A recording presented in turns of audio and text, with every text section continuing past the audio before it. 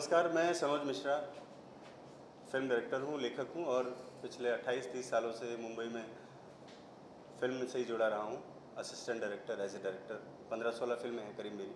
अभी लेटेस्ट मेरी 3 मार्च को फिल्म रिलीज़ हुई थी गजनवी। और जहाँ तक मैं the diary of West Bengal की बात करता हूँ, मैंने और वसीम रिजवी जी ने मिलकर इस फिल्म की प्लानिंग की 2 साल पहले से।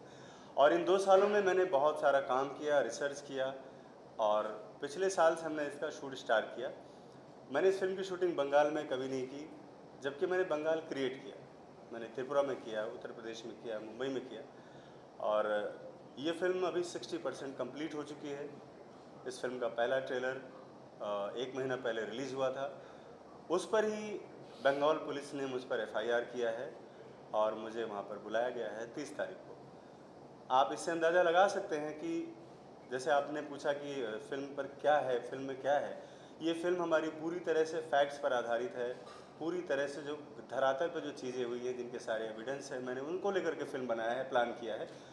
और ट्रेलर रिलीज़ होने के बाद लोग किस तरह से डरे हुए हैं या परेशान हैं, अब वो मुझे परेशान करना चाह रहे हैं, मुझे डिस्टर्ब करना चाह रहे हैं ताकि फ़िल्म रुक जाए, थिएटर तक ना पहुँचे फिल्म। इसी के लिए सब साजिशें हो रही हैं। मुझे कानून पर, कोर्ट पर, जुडिशरी पर पूरा विश्वास है और मुझे उम्मीद है कि हम इन सारी प्रॉब्लम को फेस करने के बाद बहुत अच्छे तरीके से, बहुत अच्छा मैसेज लेकर, एक गुड मैसेज लेकर आप लोगों के बीच में आएंगे। आपने कहा कि कुछ लोग परेशान कर रहे हैं, कौन है वो? पुलिस है, अब उसके पीछे कौन हो सकते हैं, आप अंदाज़ा लगा लीजिए कौन हो सकते हैं लोग। अब पुलिस है जिसकी, वही लोग होंगे। और पुलिस को ये चीज़ें क्रिमिनल लग रहा हूँ मैं, जैसे कोई टेररिस्ट हूँ या मैं कोई देशद्रोही हूँ। मैं एक राइटर हूँ, लिखता हूँ, समाज पर लिखता हूँ, देश के लिए लिखता हूँ। और मुझे नहीं लगता है कि जिस तरह से आपको मना किया जाए कि आप किसी का न्यूज़ मत कवर करो, इनको मत दिखाओ, आप तो लोकतंत्र का चौथा स्तंभ हो। तो मैं भी उसका एक पार्ट हूँ। मैं भी चाहता हूँ कि नाचने गाने वाली फिल्में भी मैंने बनाई हैं, कुछ अच्छा और भी काम करूँ जिससे देश दुनिया में थोड़ा जागृति आए, लोगों में सुधार हो, डायग्नोस्ड हो हर एक चीज़ें और लोग इसके लिए काम करें, जागृति आए। तो हर आदमी का हक बनता है, मैंने भी ऐसे किया। मैंने कोई क्राइम नहीं किया है, लेकिन मुझे बिना वजह फंसाया जा रहा है, मुझे ट्रैप किया जा रहा है कि मैं कलकत्ता जाऊँ, जेल में जाऊँ, वहाँ मार दिया जाऊँ। ये हो रहा और कुछ नहीं। आपको लगता है कि आपको बुलाया जाएगा और आप जाएंगे तो आपको अरेस्ट कर लिया जाएगा? हाँ, ऑफ कोर्स मुझे अरेस्ट किया जाएगा, इसीलिए तो बुलाया गया है। मुझे वहाँ बिठाने के लिए नहीं बुलाएंगे वो लोग। और ये पूरी तैयारी है वहाँ के लोगों की, किस तरह से पनिशमेंट किया जाए मुझे। मैं अगर कोई क्रिमिनल हूँ, अगर कोर्ट मुझे कोई सज़ा देता है तो मैं उसके लिए तैयार हूँ हमेशा। अगर मैंने कोई गुनाह किया है तो उसके लिए मैं रेडी हूँ, लेकिन कानून का दुरुपयोग ना होने पाए, इसलिए आज आप लोगों के सामने हूँ कि अगर किसी तरह का कोई मिसबिहेव मेरे साथ जेल में होता है तो आपको लोगों को ये ना बताना पड़े कि आखिर इसके साथ क्या हुआ। ये चीज़ें आपके सामने रहें। सर, बंगाल विरोधी फिल्म का निर्देशन क्या है? जी। आपने बंगाल फिल्म विरोधी फिल्म हाँ। का क्यों रिलीज किया? ट्रेलर तो आप जाहिर सी बात है, लोगों तक पहुंचाने के लिए अपनी बात रिलीज़ होती है।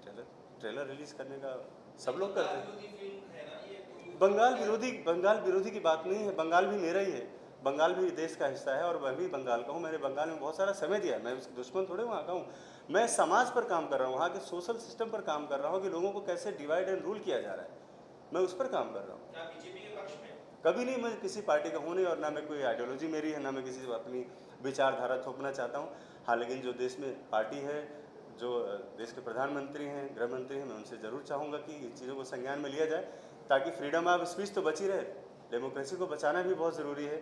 और ये डेमोक्रेसी पर एक हमला एक तरह से देखा जाए कि इतनी बड़ी बड़ी घटनाएँ हो जाती हैं, उनके FIR नहीं दर्ज होते हैं। और मैंने एक फिल्म बनाई, उस पर मुझे कोर्ट में घसीटा जा रहा है, मुझे जेल भेजा जा रहा है। सर, एक बात, एक ममता बनर्जी ने कुछ दिनों पहले जब केरल फिल्म को जी। किया था, मन से ऐलान किया था बैन करने का, उसी समय उन्होंने कहा था कि बंगाल के खिलाफ साजिश हो रही है और बंगाल फाइल्स भी बन रही है। हाँ, ऑफ कोर्स उनको पता था कि मैं फिल्म कर रहा हूँ।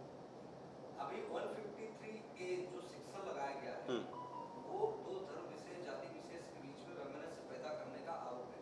आपकी फिल्म में आपके हिसाब से ऐसा क्या है जिस वजह से इस तरह के सेक्शंस लगाए गए?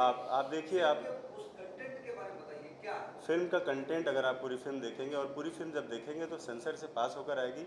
और मेरी पहले की भी फिल्म है, मैंने राम जन्मभूमि पर भी फिल्म बनाई, मैंने कश्मीर पर भी फिल्म बनाई है। उन सब में एक अच्छा मैसेज रहा है, मानवता के लिए हमने काम किया है, इंसानियत के लिए काम किया है। और इस देश का रहने वाला हर धर्म का इंसान इसी देश में रहने वाला है, वो कहीं नहीं जाने वाला है। हमें सबको साथ लेकर चलना है। तो हमारी फिल्म में भी ये मैसेज रहेगा। मैं किसी तरह का कोई दुर्भावना से ग्रस्त नहीं हूँ, ना मैं अपनी कोई आइडियोलॉजी मेरी है, ना मैं किसी भी तरह का कोई नफरत है मेरे अंदर।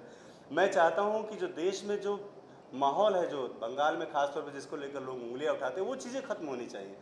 आदमी को आदमी के साथ जुड़कर काम करना चाहिए और तुष्टीकरण की राजनीति नहीं होनी चाहिए। राजनीति डेवलपमेंट के लिए होनी चाहिए। बंगाल से पूरा देश एक समय चलता था, आज की तारीख में बंगाल बेरोजगार है, वहाँ से बड़ी बड़ी फैक्ट्रियाँ चली गई। क्यों चली गई? बिकॉज ऑफ रीजन, उसका पीछे पॉलिटिक्स ही रहा है।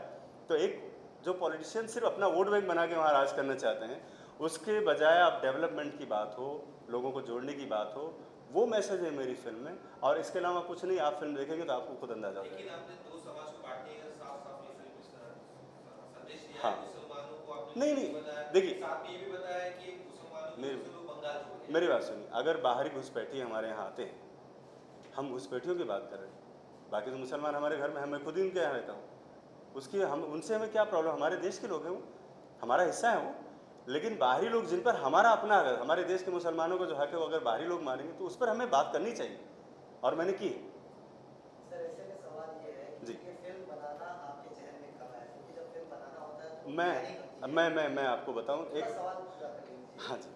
आपके जहन में पहले कब आया कि ऐसी फिल्म बनानी चाहिए और कब से वर्कआउट आपने शुरू किया था? क्या एक प्रोपेगेंडा लेकर के जैसे माहौल चल रहा है उसे देखते हुए बनाया, या फिर आपने प्लान करके प्रॉपरली बनाया था? वो कब प्लान किया था? देखिए, एक्चुअल में मैं पिछले दिनों करीब लॉकडाउन के आसपास में वेस्ट बंगाल गया हुआ था, और उस दौरान मेरा वहाँ पर काफ़ी लंबे समय तक रहना हुआ। उस लंबे समय में मैंने बहुत सारे ऐसे लोगों से मैं वहाँ पर मिला, मैं वहाँ ह्यूमन राइट्स के लोगों से मिला, जिनसे मुझे वहाँ पर बहुत सारी कुछ ऐसे जानकारियाँ मिली, और मुझे लगा कि जो चीज़ें जिसके लिए ह्यूमन राइट्स फाइट करते हैं और लोग उसके लिए परेशान हैं, लोग जिन पर गवर्नमेंट वहाँ की नहीं सुनती है, ऐसे बहुत सारे वाक़यात और केस हैं जहाँ पर हमें काम करना चाहिए। और 2-2.5 साल 3 साल के आसपास हमने इसको प्लान किया, और 2 साल के बाद हमने उसको एग्जीक्यूट करना शुरू किया कि हम इस पर कुछ काम करें। और जो वहाँ के लोग थे, जो जहाँ पर जो घटनाएं हुई थी, उन लोगों से मिला, उन लोगों के बीच में गया। उसके बाद हम लोगों ने प्लान किया कि इस पर हमें फिल्म बनाना चाहिए। ये कोई एक दिन का या प्रोपोगंडा करके पब्लिसिटी हासिल करने का कोई मेरा वो नहीं है। मीडिया में आने का फिर रीज़न सिर्फ यही है कि मुझे नाजायज़ परेशान न किया जाए, बस, और कुछ भी नहीं। विषय जी, मेरा एक सवाल, इसमें दो सवाल है। जी। पहली तो क्या आप एक कोर्ट कानूनी ऑप्शन की तरफ जा रहे हैं, इंटरिम बीट या इस तरह का कोई हाँ। ऑप्शन सीरियस तौर पे देख रहे हैं? पहला सवाल। जी। दूसरा, आपकी ये फिल्म इंडस्ट्री, आप जो बाकी डायरेक्टर्स हैं, जिस तरह की पैटर्न हमने देखा, चाहे वो कश्मीर फाइल्स हो, फिर केरला को लेकर फिल्म आई, केरला स्टोरी, अब बंगाल को लेकर आई, इस पैटर्न के ऊपर सवाल खड़ा करती है खुद आपकी फिल्म इंडस्ट्री की, क्यों इस तरह की फिल्में बनाई जा रही है जो एक रूलिंग जो गवर्नमेंट है उसको अपीसमेंट के तौर पे? नहीं। दो सवाल मेरे हैं, पहले देखिए, जहाँ तक रूलिंग गवर्नमेंट की बात है, तो रूलिंग गवर्नमेंट में इतने सारे लोग हैं, और पहली बात मैं आज भी बोल रहा हूँ और 5 साल बाद भी आपसे रहूँगा अगर जिंदा, तो यही बात होगी कि मेरा कोई इंटेंशन नहीं है।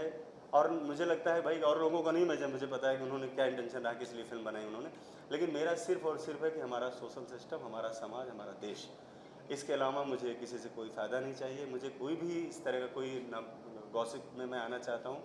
और जैसे आपने कहा कि इस तरह की फिल्में, तो इसका एक जवाब यही है कि इस तरह की फिल्मों का मतलब नहीं है, जो भी पहले फिल्में बनी हैं उन्होंने उस दर्द को, चाहे कश्मीर पर रहा हो, उन्होंने दर्द को सिर्फ 1% ही दिखा पाया है। एक्चुअल में जो वहाँ का जो पेन हुआ, वहाँ जो जेनोसाइड हुआ है, उसको तो कोई सिनेमा फिल्मकार जो है उसको पर्दे पर उतार ही नहीं सकता है।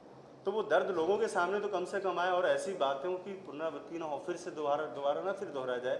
इसलिए ऐसी फिल्मों का बनना भी ज़रूरी है, और मुझे लगता है कि ये भी एक अपने तरह की देशभक्ति है और सोशल सिस्टम है, सोशल वर्कर है। आपके खिलाफ मामला दर्ज हुआ है जी।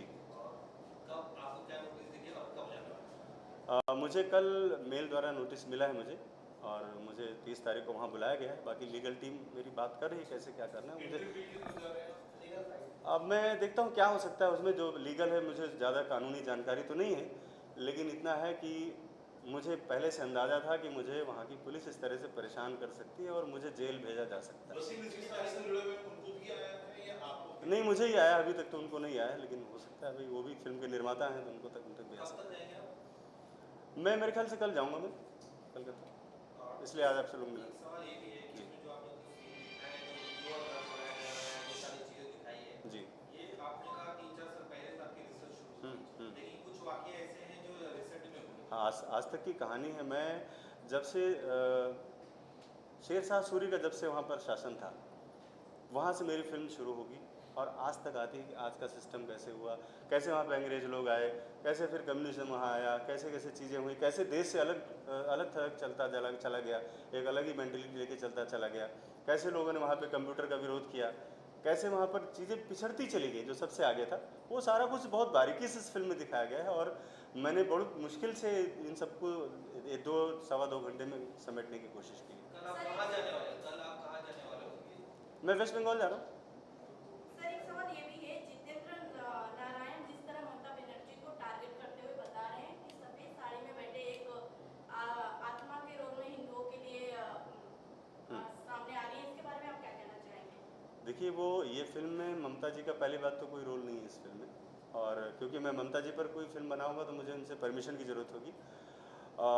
जहाँ तक जितेंद्र नारायण जी की बात है कि वो उसमें बेल है कि प्रेतात्मा हो गई है, तो वो ममता दीदी के बारे में नहीं है। ममता दीदी का मतलब कोई कैरेक्टर भी हो सकता है फिल्म में। आप जब तक आप पूरी फिल्म नहीं देखेंगे तो आप ऐसे कैसे अंदाज़ा लगा सकते हैं कि नहीं उन्हीं के बारे में हमने इंटीमेट किया है या उन्हीं को मैंने बताया है, उन्हीं को इंडिकेट किया है।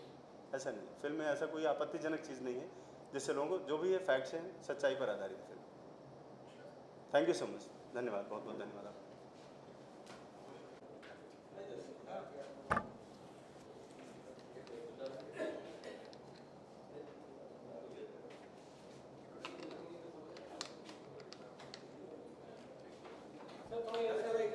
हाँ हाँ जी, इस साइड आइए।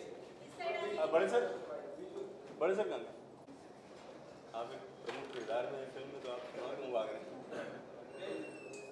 हाँ अच्छा, अरे कोई बात नहीं। कोई नाम लेता था अपना, नाम से